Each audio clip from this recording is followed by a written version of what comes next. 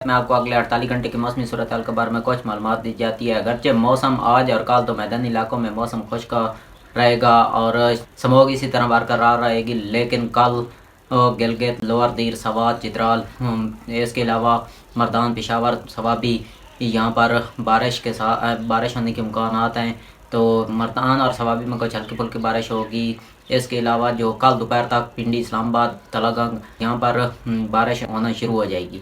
زیادہ تر یہ بارش مری اور کلات والی سائڈ پر ہی ہے، سوات، چترال میں بھی اچھی بارش ہوگی۔ اس کے علاوہ جو لاہور اور گجرانوالے وہاں پر تو 1-2 ملی میٹر تک بارش ہونے کے امکانات ہیں، کوئی زیادہ بارش والی بات نہیں ہے۔ البتہ اس بارش کے بعد جو لاہور اور گجرانوالہ ہے وہاں پر تو کافی سموگ پڑ رہی ہے، وہ 1 ہفتے کے لیے، 2 ہفتوں کے لیے ختم ہو جائے گی۔ پنجاب کے میدانی علاقوں کا ٹمپریچر مزید کم ہوگا اور سردی کا آغاز ہو جائے گا۔ اس کے علاوہ کشمیر کی بات کریں تو کل شام سے لے کر تقریباً 5 نومبر کی صبح تک کشمیر کے آدھے سے زیادہ تر علاقوں میں اچھی بارش ہونے کے امکانات ہیں۔